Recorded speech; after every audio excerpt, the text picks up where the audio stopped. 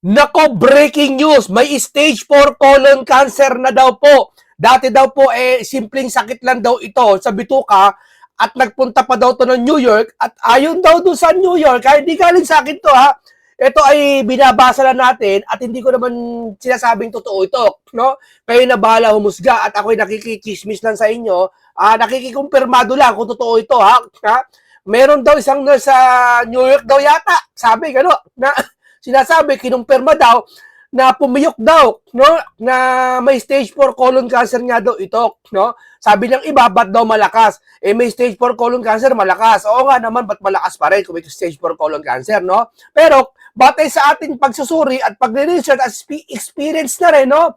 Experience na rin, no? Kasi pag ikaw may colon cancer, hindi siya katulad ng ibang cancer na aggressive, no? Kaya nga tinatawag na silent killer ang colon cancer. Kasi minsan hindi mo pa alam, malakas ka pa, nakakapag-jogging ka pa, nakakapag-gym ka pa, pero nalaman stage 4 na malubha na, ilang araw na lang buhay mo, ilang buwan na lang, pero malakas ka pa rin, no?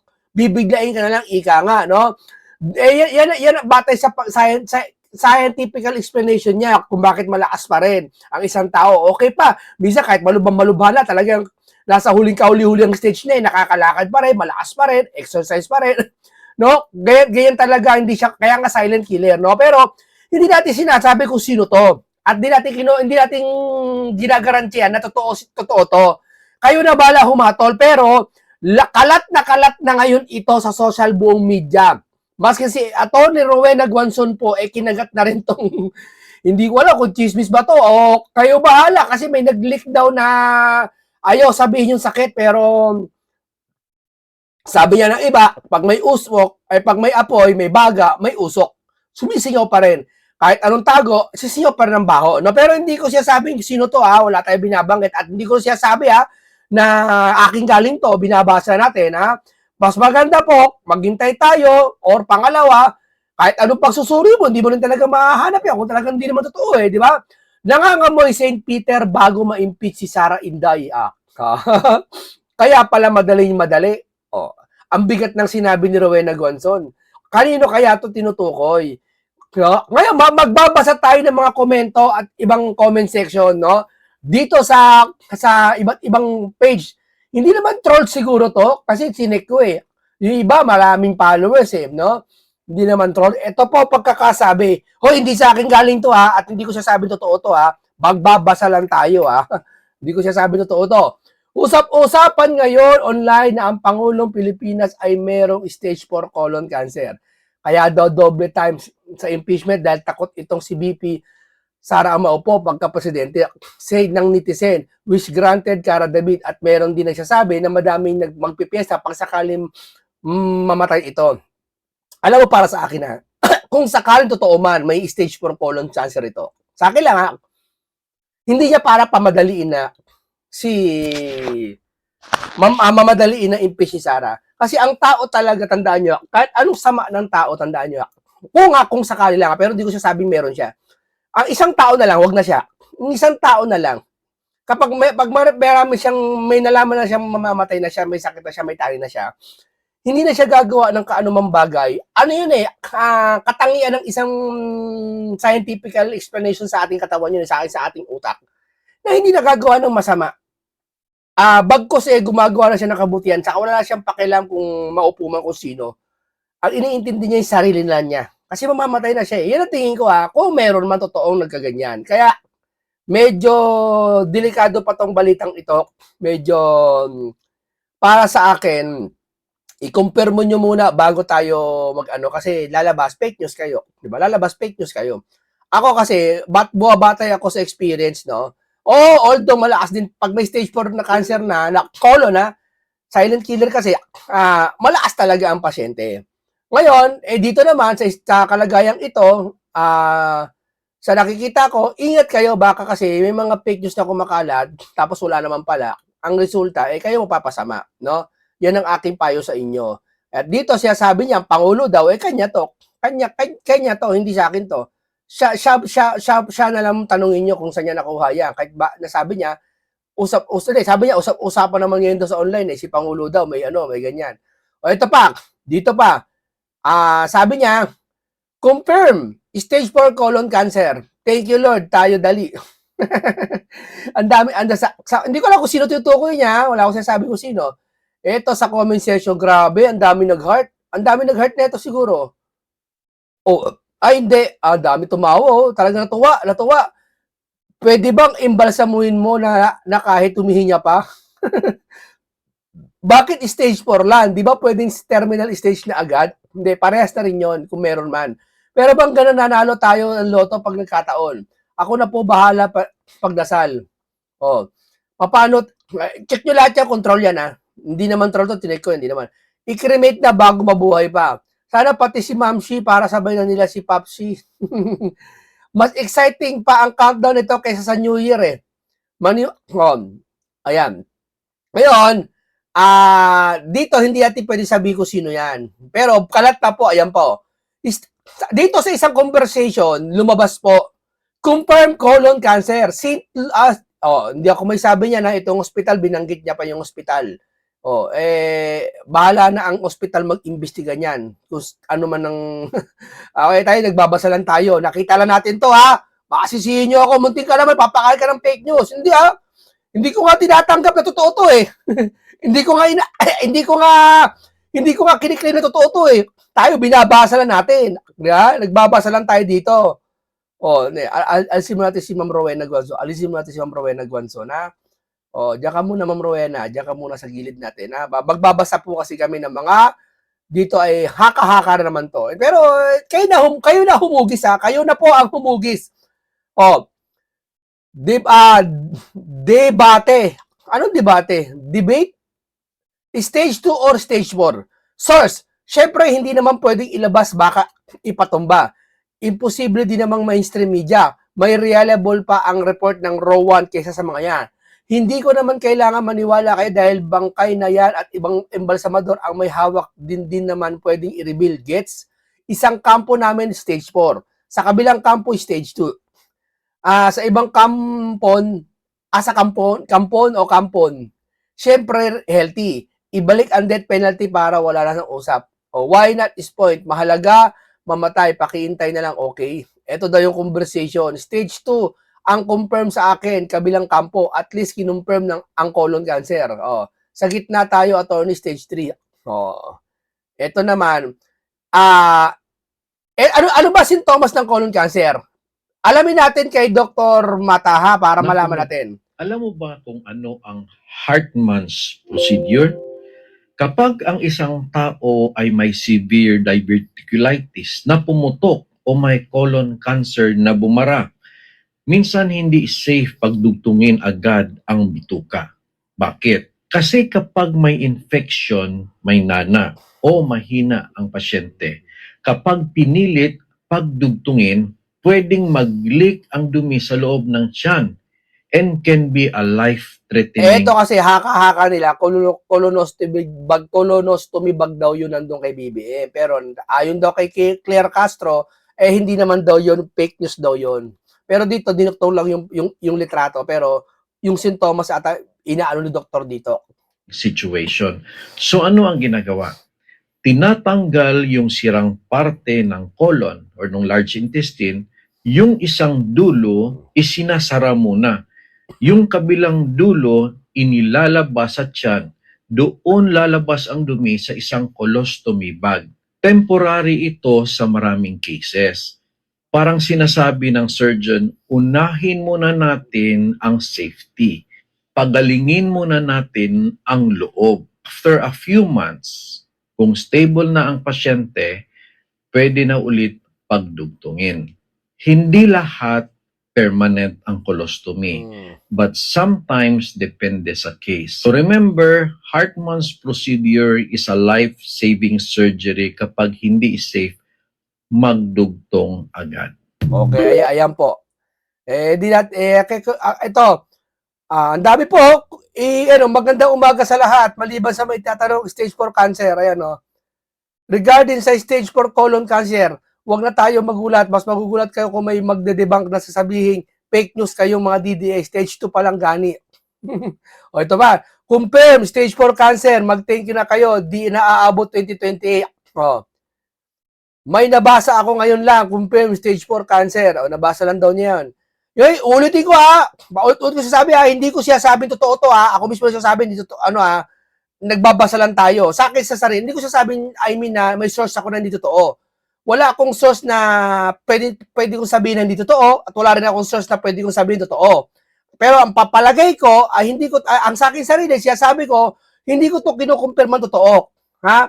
Basta tayo, makinig lang tayo sa balita, alamin natin, sa mga hindi bias na balita, hindi bayaran, eh kung ano talaga karamdaman, kung sino yung tao na yun tinutukoy dito. O, confirm, stage 4 colon cancer, pala siya, guess who, kaya pala pumunta ng US, ayan, kaya pala daw pumunta ng US, yung sa New York, nagkukumahog, kahit daw yung panahon daw ng ano, sabi di sa akin to, kahit importante daw na wag pumunta, pumunta pa daw, sabi. No? How true the BBM has a stage 4 colon cancer? O, siya may sabi, hindi ako.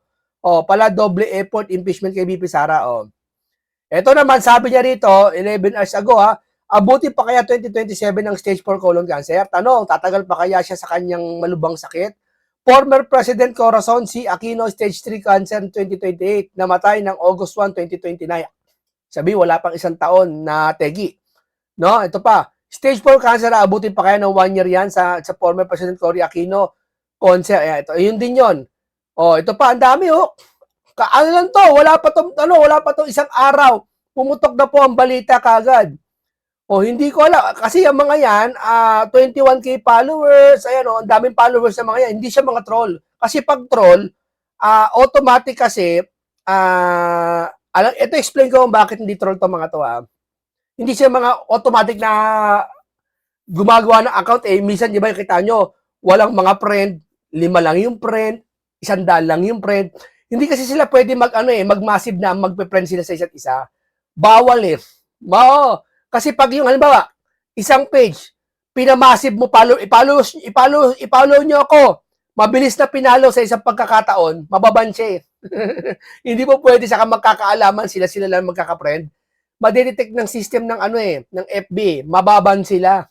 kaya laging yung friend na mga makikita mo, yung mga friend na nagko-comment, 200 lang, 30 lang ang friend, kagagawa lang ng Facebook. Ibig sabihin, troll yon, nabayaran yon, na nakiki-comment lang, nakikisimpatya lang, kunwari, wow, ang galing ni ganito, ang galing ni ganyan. Ang dami niya, mga 10,000 to 20,000 yung mga yan, ang dami niyan. Tapos nag-auto-share yung mga yan. Tao rin yan. Di ba sabi yan 18 Maris, sa tatandaan nyo? Yung 18 Maris, isang building daw yung nakita nila doon sa Makati yata, 3 palapag. Punong-puno daw ng mga computer. Ang dami daw. Kada isang palapag yata, 1,000, 3,000 yung tao. Ibig sabihin, nagko-comment lang yun. Ba, may nakita kang comment, laban sa ganyan.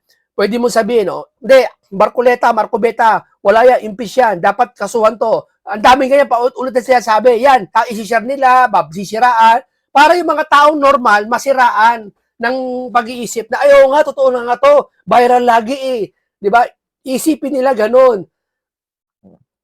Ang dami po niyan, ipinakalat ng mga DDS na may stage 4 cancer ang Pangulo. Wala talagang matinong post, puro kawalang hiyaan na lang. Ang paniniwala niya, DDS na naman nagkalat. Ganyan pag yung mga taong, akala niya basta lahat kumilos sa Pilipinas na masama, akala DDS. Ganyan yung mga yan. Yan sabi ko sa inyo, wala na sa katwiran yung utak ng mga yan. Lahat na sasabihin nila, lahat ng lahat i-DDS, basta lahat ng hindi maganda sa paningin nila sa Pilipinas, DDS ang may kasalanan. Ganyan ang tawag niya sa sakit sa psychology, paranoid. Paranoid na. Wala naman Ayun na. Kahit wala naman. Di ba? Paranoid na yan. Mahirap ang sakit yan. Hindi nawawala yan. Nami-maintain lang yan. Stage 4 colon cancer na daw. Totoo ba ang chika sa batis? Nangamoy si Peter bago ma-impeach Inday Stage 4 colon cancer. Kaya pala madaling-madali. Ayan po. Ang dami po. Eto po. Panoorin po natin tong video na to. Panoorin po natin dito sa mga comment. Hindi sa akin galing to. Uulitin ko. Hindi galing. Ito panonood na natin. At ako hindi naman ako naniniwala habang wala pa sa mga mainstream media na hindi bayaran na balita. At hindi ko sasabihin totoo hangga't hindi ko nakikita talaga o i-announce na meron talaga. No? Sa kanila lang galing to siguro, no? Stage 4 na yung colon cancer o si BBM. Bakit hindi naman yung tinatago? Everybody knows that. Sino ba nagsabi sa inyo na secret ang kanyang na secret ang kanyang cancer sa John Hopkins, pumunta siya sa Amerika? Na kunyari, mag United Nations, tururo. To sa nagpakimo to sa kanya pa stem cell sa John Hopkins, sabi ng mga nurses doon na Pilipina. Pero ang totoo, stage 4 na nasa, baka nga bukas makalawa, patay na yan si BBM. Kaya ang ma-president na talaga si Inday Sara, para naman hindi tayo ma-shoot to kill. Stage 4 na nasa, bakit hindi pa kayo umaamin? O Claire Bigaon, Claire Castro, at ang lahat ng mga sa Malacanang dyan, ilabas ang totoo nga medical records ng gago ng nga adik ng nga presidente. Stage 4 na day. Ang presidente nyo si Marcos. Baka bukas namatay siya na nasa. Or baka nga clone na lang yan namatay na sa tapos din clone na sa mga bilating Iloy. Hindi ako naniniwala ang clone. Hindi ako naniniwala. Ang narinig ko nga na-overdose pa yan sa Amerika, di ba? Si Chase Dean nga nagtatago na ngayon eh. Dahil gusto nilang patayin si Chase Dean, binisto ang kanilang... Oo, confirm stage 4. Bakit hindi nyo ito alam? Matagal na nga na lumabas ang balitang to sa Makatimed. Dumudugo ng puwit niya. Colon cancer na siya, dumudugo ang puwit ni BBM. It is not a secret. Sino ba nagsabi sa inyo na secret ito? Oh, yun hindi ako may sabi niyan siya. Yung hindi ko alam kung vlogger siya or ano meron sa katungkulan niya sa Pilipinas, hindi natin inaano yan. Bahala kayo. Ako kasi sa akin lang, nagmamasid lang tayo. Pero, may sasabihin ako sa inyo, A1 information yata to, pwede. May alam ako. Pero, hindi ko pwedeng sabihin. Kung ano ang, kasi, hindi mo pwede.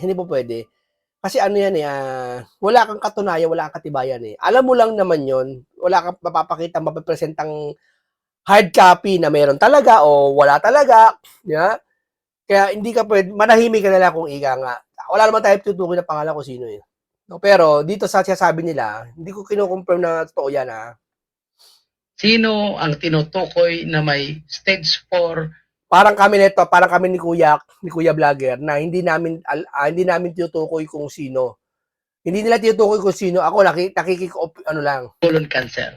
Trending na trending ngayon ito, mga kababayan po natin. And ilan po sa mga nakikita natin na nagsasabi, nagpo-post, samantala wala naman pong pinapangalanan, ay yung mga kilalang vlogger din na kaalyado natin na may sinasabi sila, may stage 4 cancer na daw po ang isang miyembro ng Malitagang magnanakaw. At kung sakali na kung totoo man ito, mga kababayan po natin, kasi kung base sa aking pagsasaliksik, mukhang kilala ko rin ng taong ito at mukhang ito kasi ipinapanalangin talaga ng sambayan ng Pilipino na sana mawala ito. Ay, totoo yan Nasa Biblia yan. Ang masamang pinuno, ang bayan na hapis. At sa ibang pagkakasali ng Biblia, talagang hindi may iwasan ng taong bayan na gusto nila mawala yung taong masama na nagpapahirap sa bayan. Although sa aral ng Panginoong Jesucristo masama yun, huwag mo ipanalangin ng kaaway o ng sino mang tao na magkasakit o mamatay. Masama kasi yan Pero kasalanan sa laman yan. No? Hindi naman kasalanan sa Espiritu Santo yan. No? May dalawang kasalanan kasi nagagawa ng isang tao. Isang kasalanan sa laman, isang kasalanan sa Espiritu Santo. Ang kasalanan sa Espiritu Santo walang kapatawaran. Pero ang kasalanan sa laman may kapatawaran. Ano may mga kasalanan sa laman? Yan yung mga mahihina. Mahina kasi tayo. Pwede tayo makapagsugal, alam mo yung laman, ito, yung tao sa buhay, nagkakaroon tayo ng kasalanan sa natural na araw-araw, nakakapagmura tayo, may papato sa asawa na may asawa, kasalanan sa laman yan pero although kasalanan pa rin yan, hindi yung kasalanan sa Espiritu Santo. Ang kasalanan sa Espiritu Santo, yung paglaban mo sa Espiritu Santo. Yung hamakin mo ang Diyos, kukwestiyonin mo ang Diyos, yan. Laban sa Espiritu Santo yan. Tatawanan mo, iinsulti mo ang Panginoon Diyos, yung gawa niya, yung Biblia, yuyurakan mo, yan, kasalanan sa Espiritu Santo yan. Yung rekta sa Panginoon Diyos. Pero yung mga pagkakasala na, nakagurgur ka, kasalanan sa malaki sa batas yan. Pero sabi ko nga, makagurgur ka ng tao, at tapos yung taong siniraan mo, hindi mo mahal, binabakbakan mo, di parehas lang sa Biblia yun na makasalanan. Parehas lang hatol ng Panginoon Diyos yun. Para ka mamamatay tao na rin, sabi. No, yun ang hatol doon. Ngayon, dito, natutuwa ang tao, bayan, pag mang isang leader ay ng masama ay mawawala. Oo. Hindi natin sinasabi kung sino itong leader na to, ha. Sa atin lang, yung Bible ginagamit natin. Mawala ito, mag-resign or lumayas ng bansa o tuluyan ng kakainin ng karma dahil po sa kapabayaan, dahil po sa matinding korupsyon, dahil sa matinding pahamak, no, kalbaryo, perwisyo na ginagawa po sa ating bansa. So, siguro kahit hindi naman natin pangalanan, kung totoo man yung lumalabas na balibalita ngayon, sa totoo lang mga kababayan natin, kahit ayaw man natin manalangin ng masama sa ating kapwa, kung ito po ay para sa kabutihan ng daang milyong Pilipino, o mahigit 100 milyong Pilipino, mas gugustuhin po natin na mangyari ito at matuluyan na yung taong ito. Para kahit papaano mawakasan na yung sobra pa sa stage 4 na nangyayari po sa ating Hindi, totoo yan. Inangyayari ngayon lang, totoo yan, ha, na talagang mas grabe pa sa stage na kung anong stage na cancer sa bansa natin, nangyayari ngayon na ayaw mabigyan ng katarungan. Alam mo, imposible sa isang bansa, ulitin ko, ha, imposible sa isang bansa na hindi mo mabigyan katarungan, lalo na ang nakaupo ay kayo. Napaka-imposible kasi ang nakaupo is power. Nasa iyo ang power. Nasa iyo ang budget. Nasa iyo ang pag-uutos. Nasa iyo ang command. Ibig sabihin, napaka-imposible sa panahon na nakaupo ka, hindi mo magampanan kung ano yung dapat magampanan sa korap. Isipin mo, imagine, ha, nagawa nga nila itong korupsyon habang nakaupo ka. Bakit hindi natin magawa habang nakaupo ka, maimbestigahan to ng todo-todo? Na seryosohan, ha, hindi yung imbestigahan lang, ha. Sabi nila, seryoso naman ang investigasyon, ha. Hindi ako niniwala seryoso. Kung seryoso to, si Pinky kakausapin nyo. Sasabihin nyo, dapat ipatawag. Hindi pwedeng tignan ng kredibilidad, ipatawag nyo yan. Tama man yan o mali, napatunayan si sinungaling, mas mapapatunayan natin na si sinungaling yung mga yan, at idemanda yung mga yan. Kung si Balba, 18 Marines, no? Si sinungaling yung 18 Marines. Si Baligot, si sinungaling. Napatunayan niya yan sa hearing, no? Kahit sa anumang korte, o hukuman, o anumang hearing ng Senate yan, o ng HOR, ang Congress. Pag napatunayan, sinungaling mga 18 Marines, pati sila Baligot, sila may defensor, di kasuhan. Kasuhan. Ilan naman yun niya? Di ba? Bakit ayaw? Di ba? Kung talagang seryoso ka sa pag-iimbestiga, gagawa ka ng paraan para si Pinky mag-imbestiga. Gagawa ka ng paraan sa lahat ng pagkakataon na hindi ka pa pwede hindi mag-imbestiga. Lahat iimbestiga mo, ipapatawag mo lahat, dapat ipatawag ng malalaking tao na kilala na napangalanan na. Di ba? Yan ang inaano ni Atty. Vic Rodriguez, di ba? Saka ni Senator Rodante Marcoleta. Di ba? Kaya kasi Senator Rodante Marcoleta, ayaw nila maibalik, Todo sira sila, Kasi malalaman, Di ba? Malalaman na Kung seryoso, tapos si Senator Marcoleta seryoso, unang salta sa Blue Ribbon, ipatawag kagad Diskaya. Ipatawag lang. Kung talaga may kasabwat si Rodante Marcoleta kay Diskaya, di sana hindi nila pinatawag yan. Di sana hindi na siya nangilam dyan. Kayo naman, ang hihina nyo. Yeah? Sa napakatinding sakit mayroon ngayon ang bansang Pilipinas dahil po sa mga taong ito. Dahil po sa mga korap na ito.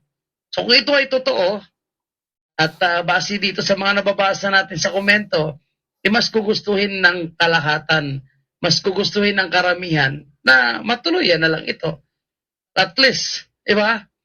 Kahit pa paano, makaluwag yung ating bansa at magkakaroon po ng liwanag, ika nga, yung ating bansa kung sakali man na totoo ito. Kasi minsan mga kababayan natin, may mga kumakalat kasi na fake information, disinformation. At alam nyo ba minsan, nanggagaling din mismo sa kaalyado ng mga taong ito, ng mga bangaglista, yung mga disinformation, fake information, at gusto nila kagatin ito. Tama yun. Kaya sabi nila, nagpakalat na naman ng DDS. Basta ang ginagawa nila, DDS o minsan DDS naman kasi minsan, ibang DDS, nakiki-DDS lang, nagpapakalat ng fake news. Pag nagpakalat yung isang tao, isisisi nila sa kabuuan yan.